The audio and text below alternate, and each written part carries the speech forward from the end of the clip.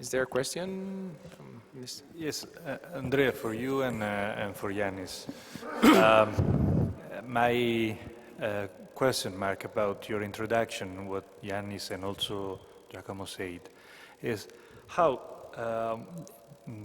it is possible to combine the new idea of the company structure, of ship owning company structure, with the traditional family business conduction. With Italy, but maybe also Greece, have a lot of family business in the shipping field. So. Yes, it's it's a very key point. Yes, I believe it's easily, you can easily combine, in a company which is more structured with the traditional structure of a ship owning company. What I meant is that I believe that the ship owner will still continue to keep the role of the ship owner by controlling everything. But I mean, the problem is the problem of acting. The ship owner should be, beside the ship owner, there will be, I believe, in a very competitive company of the future, managers really specialized in each single aspect of the business.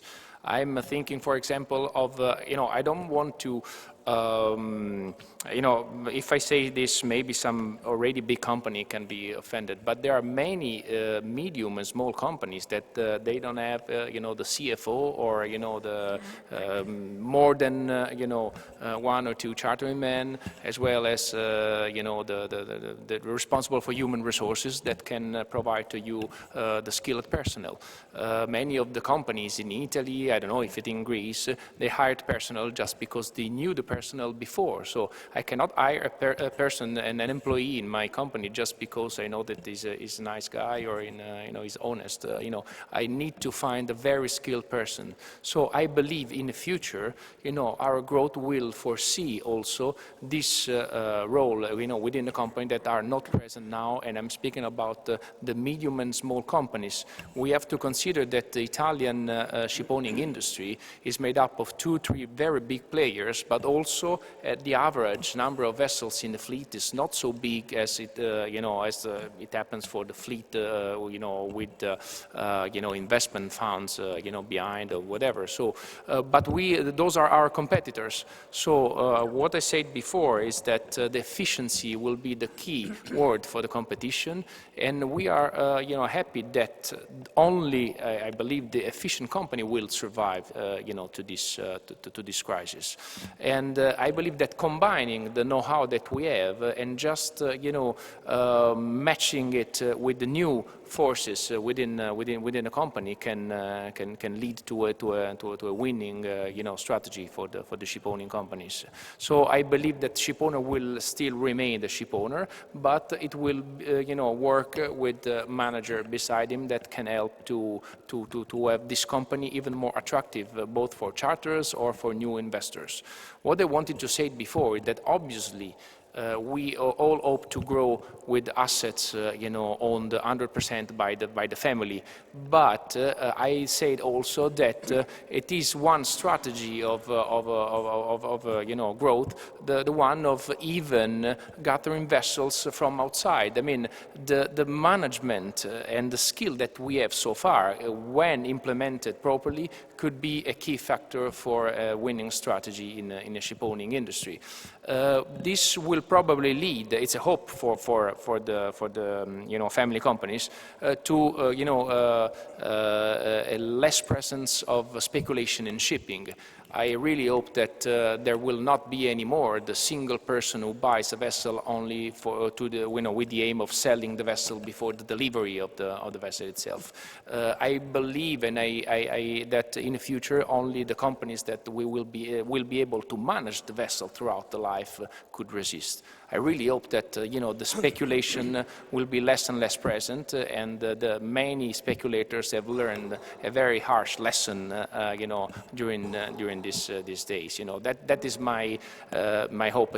I don't say that we have to do all we have to do like that. I believe that probably the shipping company of the future will be more and more skilled and prepared in order to offer the most valuable service to the charters. It's the only way to survive. It's the only way that we have, but the world is going in that way. And what Yanis were saying before, it is true. We are very, very, sometimes tightened by the big numbers of regulations in place that sometimes make the company not very flexible.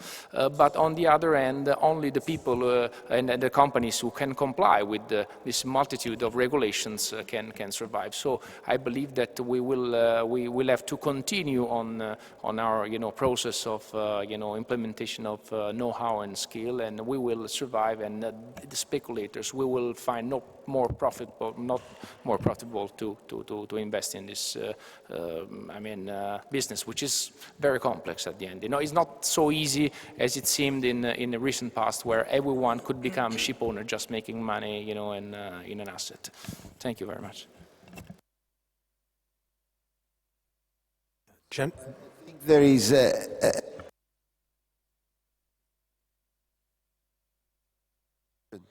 please. Sorry, this is just a few comments. A very interesting session indeed, and great to see young and older owners together.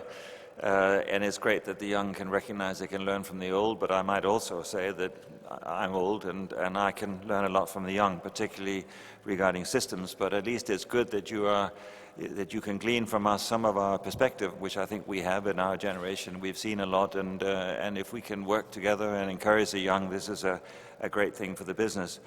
I do think that family companies will survive, provided they're efficient and on the ball and with the program, but they have to be very, very good to do so. The argument that the so-called great logistics chain, of which shipping just will be one thing, I personally don't see it. It sounds a very nice idea, but, well, definitely not in my lifetime. Secondly, I agree with Mr. D'Amato that the banks have a lot to answer for, but I think this problem has been exacerbated by the fact that we've had quantitative easing for such a long time now. There's so much money sloshing around the system looking for a home, zero interest rates effectively, and this has exacerbated a problem already. I know Mr. D'Amato, and I agree with him, thinks that why can you finance a Panamax at 100 million, 80% in 2007, when in 2014 you can't finance one for 50% of 20 million. It just doesn't make any sense, but this is what it is. I mean, history repeats itself time and again. The entry of the private equity has had an additional impact, particularly in the capacity problem, but that's another story. I would just conclude, though, by saying that overall, our industry is a free one, and I hope it stays that way, because it has proved to be highly efficient. A lot of people have got their fingers burnt, but that's a judgment problem, but at least it's free. And we have served free trade, open markets very, very well as an industry, and I think we have a lot to be proud of in this regard. So I see the future definitely as bright, definitely difficult, but lots of challenges, but anyway, it will still be around. Thank you very much. Thank you very much.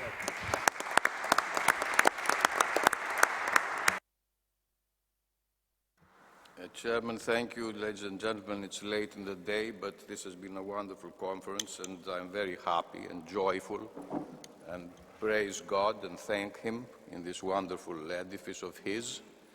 And I wanted to also, like Esmond, to offer my encouragement to the younger generation, because I think also that, as I said this morning, shipping will always be.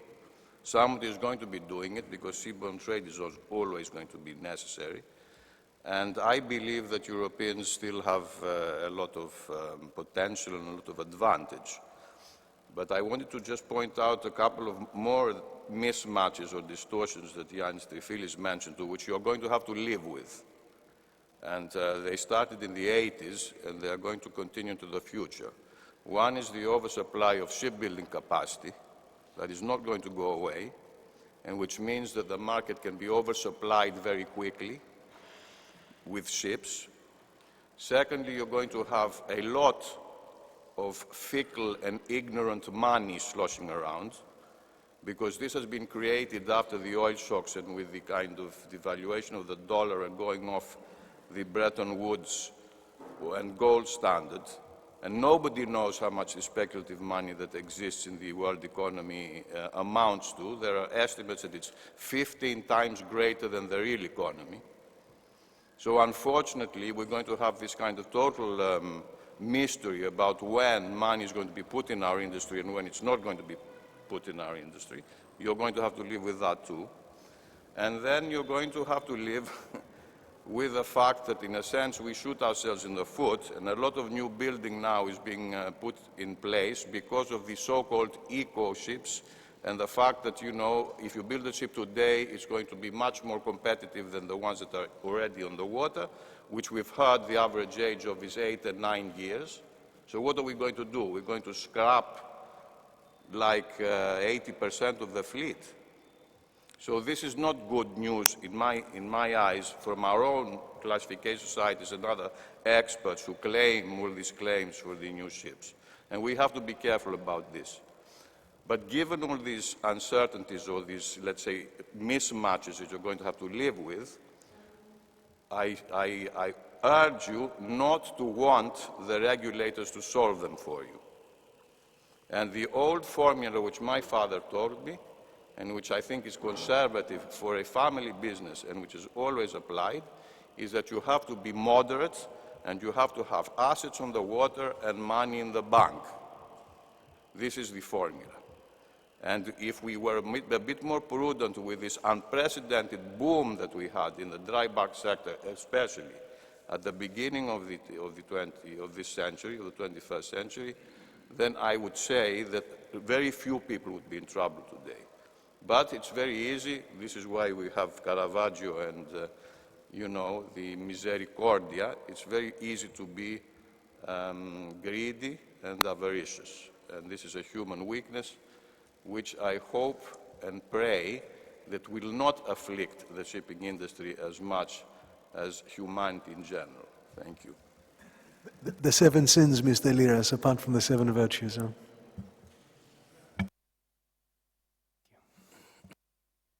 Any other questions?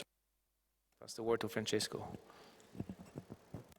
I can say one thing on the eco. It's Luca. Hi. I think we represent this new eco development by virtue of having ordered in Scorpio bulkers and tankers quite a few ships.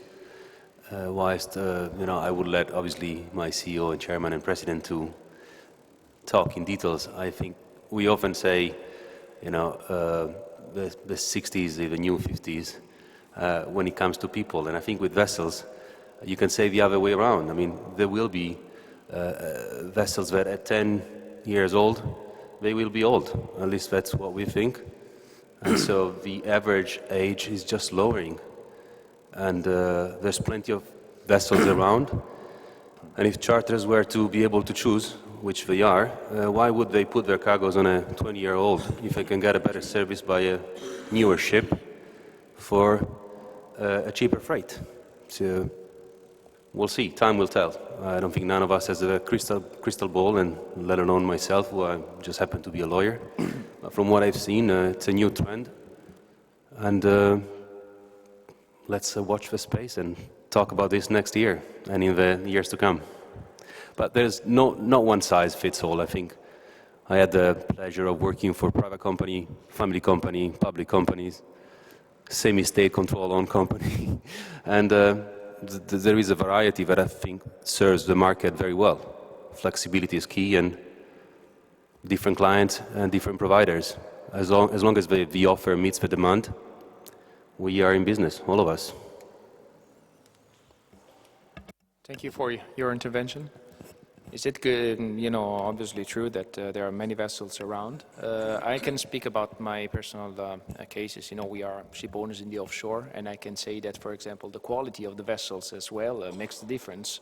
So we have, for example, many Chinese-built vessels which does not perform. It exists, of course, but does not perform properly as the European one. So, you know, there's a difference always between vessels and vessels.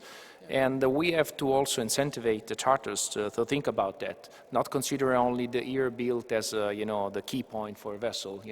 As Yanis were saying before, there is maintenance and maintenance you can do on a vessel. So you can have rather new vessels of 5-6 years old, which is not maintained properly, and you can have a 20 years old vessel which is maintained wonderfully. But we see many stress on the age of the vessel because of the vettings, for example, in a tanker, in a bulker, in offshore as well.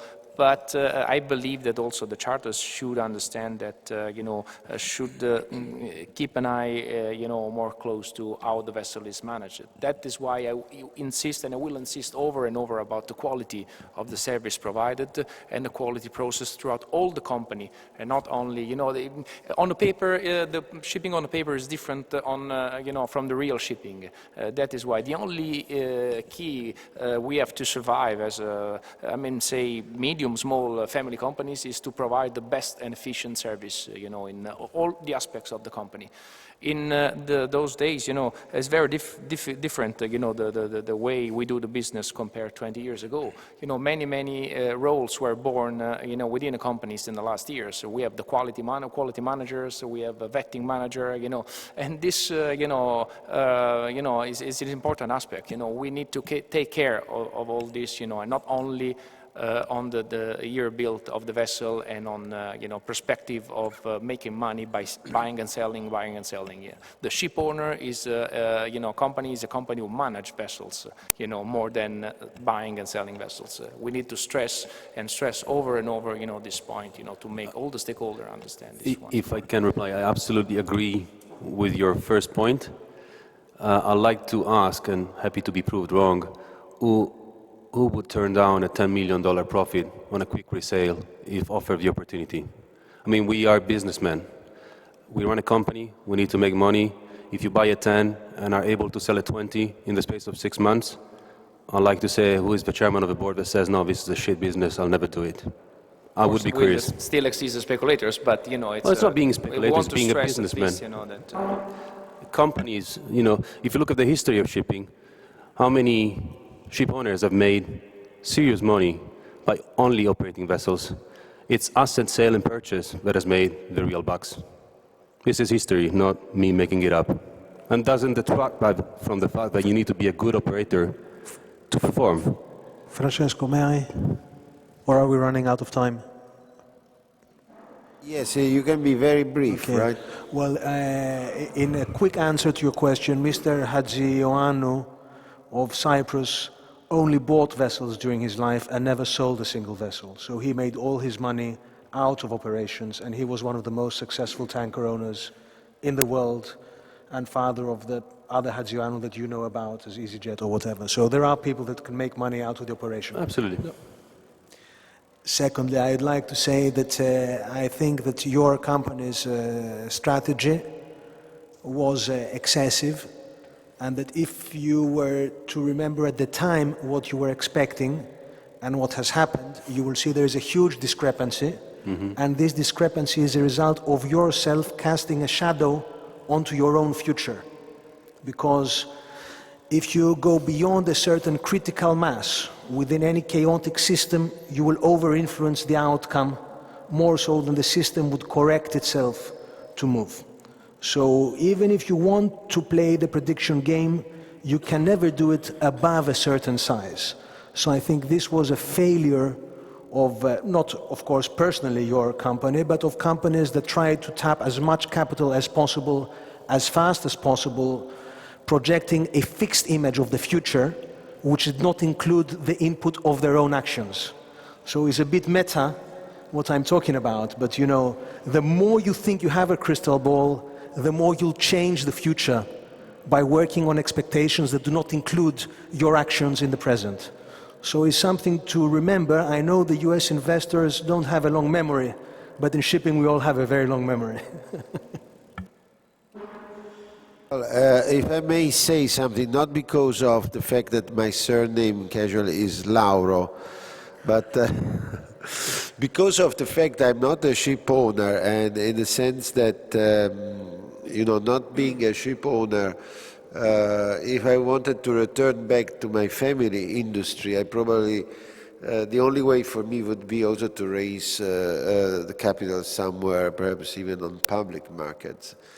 And, you know, I think that, frankly, I wouldn't be so worried and unhappy to be in the foot of Scorpio. You know, having a tanker company worth, in terms of equity, almost $2 billion, a bulker company that has restricted its order and sold also with some losses, some vessels that has got secured the financing of all its vessels and has a lot of cash and is still worth almost $500 million, having sold, I think, gas carriers and entering a market as containers. So, you know, frankly, I don't think this is a very bad position for all the group and for each of the company. I don't have money now, but if some things are going well and I will exit and some business goes well, I hope that the bulker market is not going to recover so quickly that will not allow me to invest as I did in another company. I doubled my money. I wasn't involved in the Grimaldi Group in any inside operation on Finland, but I must tell you that I more than doubled my initial investment. Even if we had some very lows. The first shares were bought at 70s, and now I have the average value of 7. And if I may sell, I will not consider to sell for less than 18, which is the... So I hope I will have some money in less than a year time before, and I hope to invest it in Scorpio. So I think things can be seen from many perspectives. For me, also crisis, as for UTS, can be opportunities. It's obviously nobody knows what is going to happen in the future, and I think we should all take anyway the very conservative suggestion of Peppino, who has been for more than anybody else following this market. But this is my own humble opinion of somebody who is just a shipping lawyer. Thank you very much, Francisco. It was very appreciated, your opinion. And I don't know, further question, or we can... Vielleicht, Herr Reder, möchten Sie etwas noch zu sagen für die junge Reederei? Well, I was very honored that Andrea was quoting me with what I said yesterday. And I think the one lesson that I have drawn from taking over a family company is that you cannot take anything for granted. It is not a fixed structure or a fixed set of assets that you inherit and you keep it intact for a long period of time. As soon as you have it, it is up to you to make it your own. And to make it your own means you have to change it, you have to adapt, you may have to change everything, and at the end of the day, it will still be a living tool, and you work on the same tool, on the same piece of equipment that your father and grandfather has also worked on. And that is a very special way of earning a living and spending a professional life. And in so far, I wish that family companies will have a future because they have an enormous stamina and they have enormous creativity. But no doubt they will have to find solutions to deal with a lot of the challenges that we have described today, and also to, whether they like it or not, and I have yesterday's discussion still on my mind, they will have to find solutions and answers to the questions that new finance is asking. And Scorpio, in a way, is one way of dealing with new finance, and we cannot just criticize it, we must find out how we can do better if we don't want to do it the same way. So in this sense, I think it was a very fruitful discussion. In a family company, they say, is not the ashes that you keep, but the fire that you blow into to keep it going. Thank you. Thank you very much again.